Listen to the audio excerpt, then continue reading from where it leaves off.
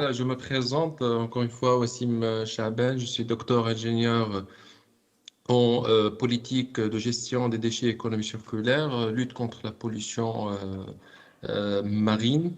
Donc, je suis diplômé de l'université Rostock de l'Allemagne et puis voilà, je suis expert international, je travaille sur plusieurs pays en fait sur la question de l'économie circulaire.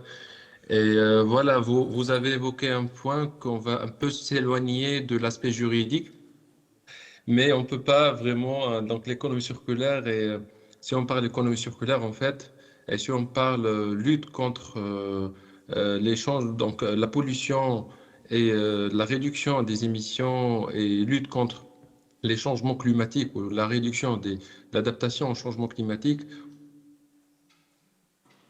Ah, qu'est-ce qu'il tout y a? simplement. Tout simplement, on peut pas parler d'économie circulaire sans avoir un cadre juridique solide et clair. Donc, l'économie circulaire et la gestion des déchets, si on parle de gestion des déchets, parce que l'économie circulaire, ça touche pas seulement les déchets, mais ça touche aussi l'eau, ça touche aussi l'énergie, et tout est lié. Donc, là, on parle. Si on touche l'économie circulaire, donc tout d'abord, il faut tout d'abord penser à une chaîne de valeur. C'est-à-dire, on parle du produit depuis sa production, depuis la conception du produit, puis sa production, la mise en marché, la distribution, et puis la consommation, et enfin on arrive à une étape là où le produit devient déchet. Donc là, on parle bien sûr du traitement, de l'élimination des déchets et du traitement des déchets. Mais avant tout ça, il y a à chaque étape de cette chaîne de valeur, on parle depuis le design jusqu'à l'élimination, il faut mettre en place des réglementations, des standards, des normes pour pouvoir réduire, pour pouvoir penser à un système clair, à une approche systématique qui permet de développer, de mettre en place l'économie circulaire, soit en Tunisie et soit à l'échelle internationale. Donc, on ne peut pas, par exemple, penser au traitement, au recyclage d'un produit si le design du produit, le recyclage des déchets d'un produit, si le design du produit ne le permet pas. C'est-à-dire, si la recyclabilité du produit est 20% au niveau de la production, donc à la fin, on va se retrouver avec un produit difficile à recycler qui n'a pas de valeur, donc qui n'est pas collecté. Donc, et par la suite, donc, on va se retrouver avec un produit qui prendra fin, donc, qui va finir au niveau des décharges et ou incinéré d'une façon illégale. Et puis, bien sûr, on va parler d'émissions de gaz à effet de serre dans l'environnement. Donc, clairement, il faut penser à toute la chaîne de valeur. C'est ça ce que je voudrais dire. Mais, bien sûr, euh, ça, c'est la base. Mais on doit penser aussi à plusieurs autres aspects. Et en particulier, donc, la réglementation qui va le permettre, c'est mettre en place un financement durable de l'économie circulaire et des mécanismes de l'économie circulaire. C'est-à-dire mettre en place des instruments qui vont permettre de développer l'économie circulaire et mettre en place un système durable, un système intégré d'économie circulaire pour toute la chaîne de valeur des produits cibles. Ici, je souligne que puisque on parle bien sûr de la réglementation, vous préférez que je souligne l'aspect réglementaire, et ça, je pense que c'est important. La réglementation ne doit pas être générale. Donc là, on parle de si on parle des filières de gestion des déchets, je sais que, et Mme Afef le sait déjà, donc on ne peut pas parler de filière, il n'y a pas dans la réglementation la notion de filière, mais on parle de système de gestion des déchets c'est-à-dire par exemple les systèmes, là on appelle filières, mais les filières bio-oil, les filières de traitement des déchets électriques, électroniques, les déchets organiques, on parle de l'emballage, on parle des pneus. Donc tout ça, c'est des filières. Là, on doit traiter juridiquement, donc, au niveau réglementaire, il faut avoir des réglementations donc, spécifiques à chaque filière et bien détailler les réglementations et surtout les définitions et les responsabilités, bien évidemment, pour atteindre, pour pouvoir développer des filières solides qui sont, j'insiste à chaque fois en parlant des filières, en parlant de la gestion des déchets et les politiques de gestion des déchets, il ne faut pas mettre en place des filières pendant 20 ans sans toucher à ces réglementations. C'est-à-dire, en Tunisie, par exemple, on parle de la filière Ecolaf, qui est la filière qui concerne tout ce qui est emballage et traitement des emballages et récupération des emballages. Mais par contre, cette filière, depuis 20 ans, on n'a rien touché, comme s'il il y avait aucun changement au niveau des prix, au niveau du cadre politique, au niveau des prix à l'échelle internationale. Donc, c'est pour cela que j'insiste. Il est nécessaire de mettre à jour les réglementations, faire le nécessaire à chaque fois. Il faut beaucoup de travail pour, bien sûr, particulièrement l'aspect technique, le monitoring, la collecte des données, pour pouvoir développer les décisions nécessaires et puis travailler sur la réglementation afin d'assurer des réglementations solides permettant d'atteindre les objectifs de collecte, de recyclage, etc., tout en prenant en considération l'aspect des émissions, des gaz à effet de serre, etc. Donc, parmi les mécanismes, donc, la réglementation va permettre de mettre en place un mécanisme de financement solide, un financement durable qui va permettre, bien sûr, l'élaboration et l'atteinte des objectifs. Donc, c'est-à-dire, on ne peut pas parler de mécanisme, même si on a la réglementation, on ne peut pas parler d'un mécanisme qui atteint ses objectifs sans avoir des financements solides, des financements durables. Là, je touche l'aspect responsabilité. La responsabilité aussi, c'est un aspect important qui doit être souligné, bien clarifié au niveau des définitions, au niveau des réglementations, pour permettre donc l'implication de tous les acteurs qu'on voit concernés, tout en prenant en considération le contexte du pays, pour atteindre les objectifs. C'est-à-dire, actuellement, par exemple, on parle de la responsabilité élargie du producteur.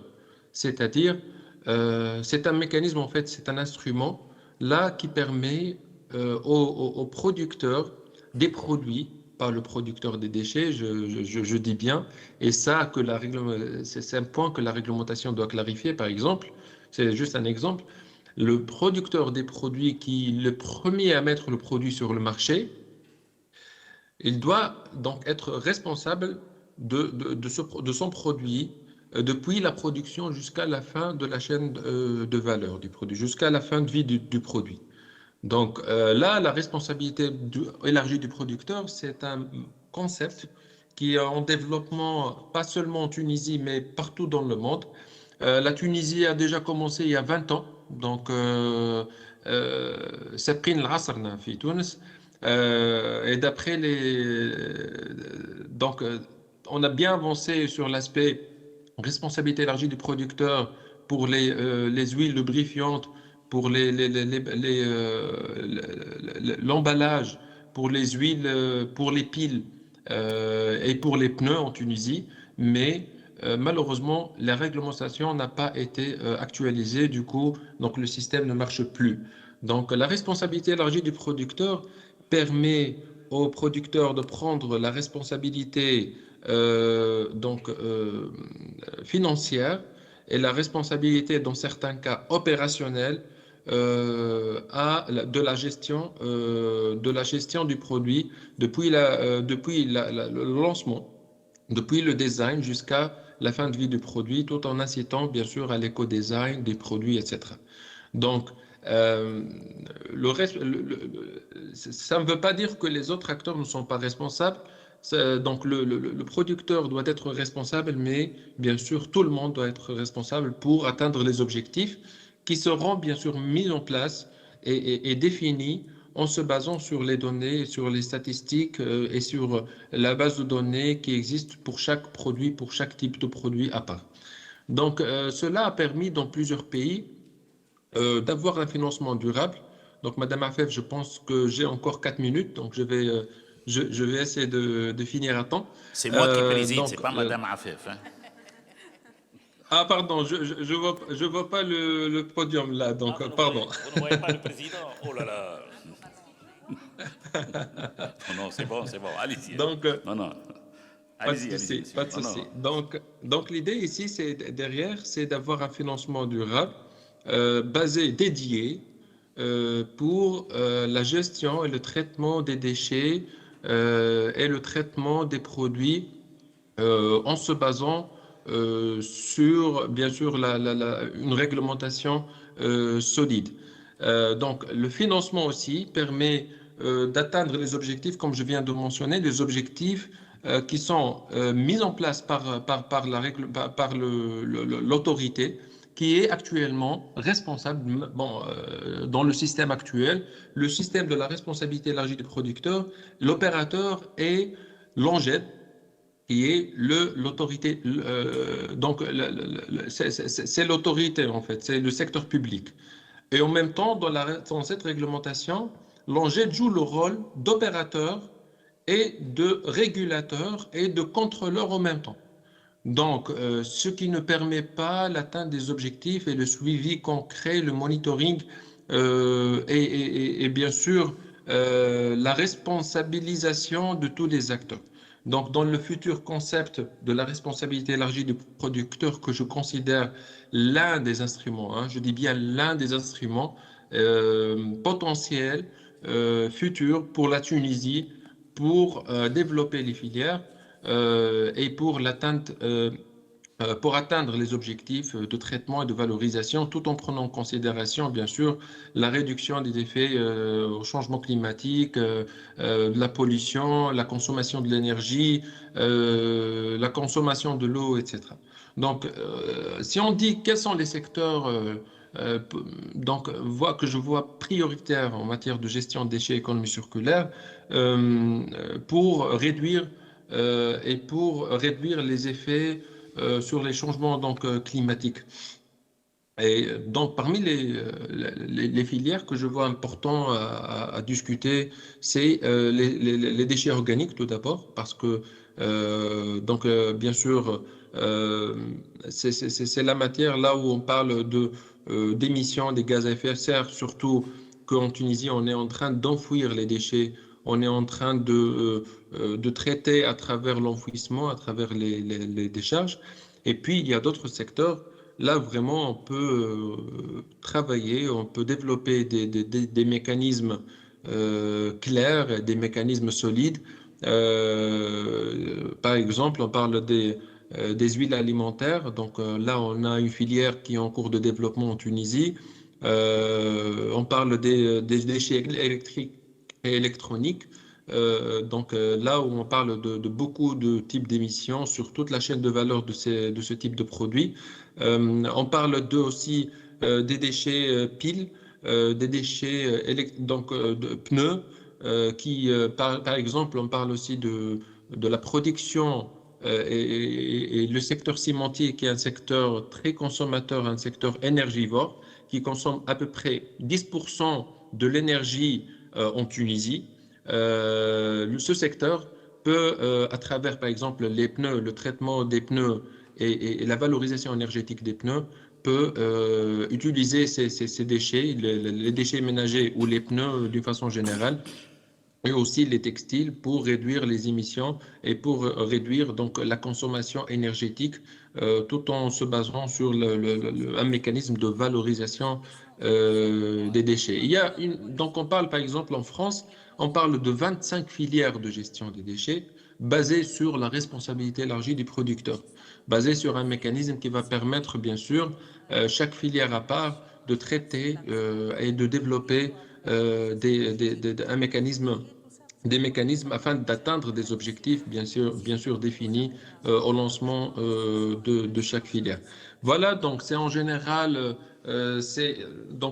en matière de gestion des déchets, en résumé, il nous faut des réglementations solides, il nous faut un financement durable et il nous faut bien sûr un mécanisme.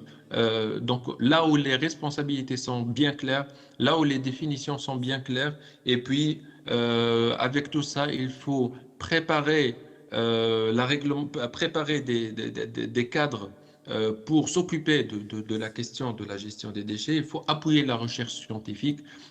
Il faut appuyer, bien sûr, l'investissement dans le secteur, tout en prenant en considération, bien sûr, du contexte local et bien sûr de la réglementation à l'échelle internationale. Un aspect que je voudrais aussi souligner juste pour clôturer, c'est le traitement et on doit vraiment souligner l'aspect, le traitement et la prise en considération des déchets dangereux qui permet aujourd'hui, c'est un type de déchet qui cause beaucoup de problèmes. Et là, la Tunisie déjà a commencé déjà à faire beaucoup d'efforts sur cet aspect. On est en train de préparer une réglementation, une stratégie pour le traitement des déchets dangereux, en se basant bien sûr sur le principe d'économie circulaire. Là où c'est possible de traiter, de valoriser, vaut mieux que de traiter ou d'incinérer.